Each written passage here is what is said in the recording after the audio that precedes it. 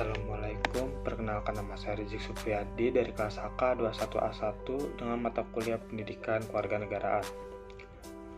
Di sini saya akan menjelaskan mengapa pendidikan kewarganegaraan itu diperlukan dengan 4 alasan.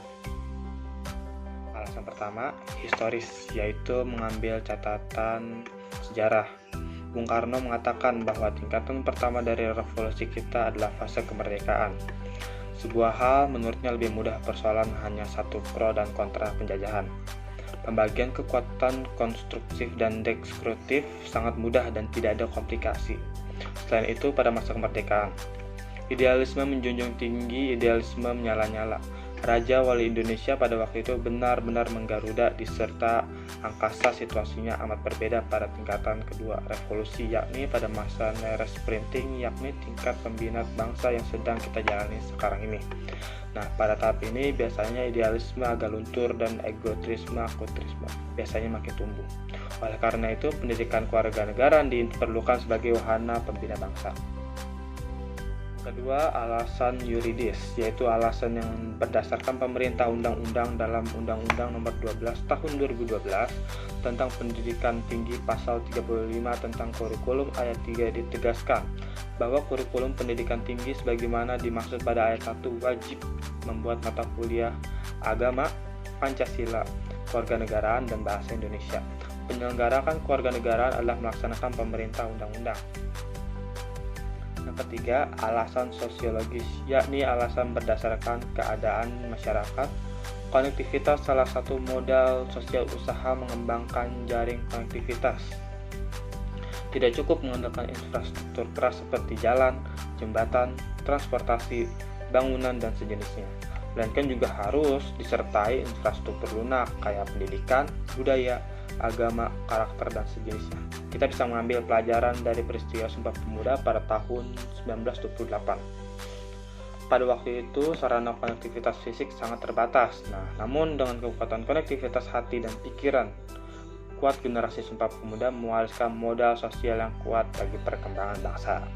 Dewasa ini kita memiliki konektivitas fisik yang jauh lebih baik dengan kehadiran berbagai moda alat transportasi darat, laut, udara, telematika, dan media digital.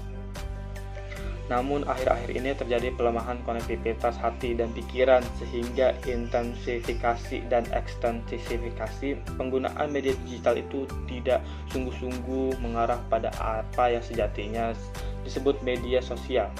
Di kita, sosius yang artinya persahabat tersambung hangat melamah dalam menyelenggarakan menjadi media asosial, saling mencaci, saling merundung, yang menimbulkan diskoneksi.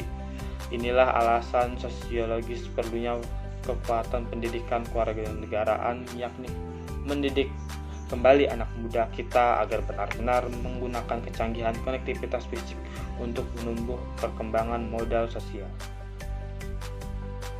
Alasan keempat, atau alasan politis, terkait dalam kebijakan pemerintah mengenai kewarganegaraan dalam kurikulum sekolah dan perguruan tinggi secara politis.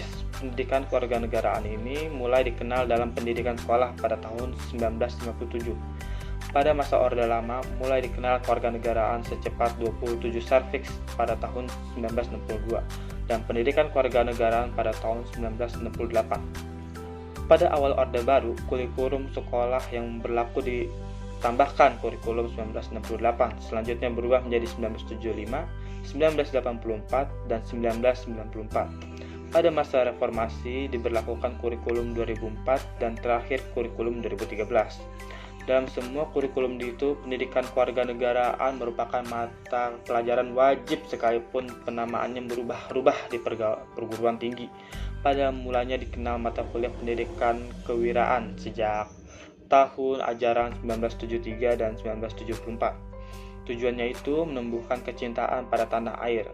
Selanjutnya dalam Undang-Undang Nomor 2 Tahun 1989 tentang Sistem Pendidikan Nasional Pendidikan Kewiraan merupakan bagian dari kewarganegaraan pada tahun 1995.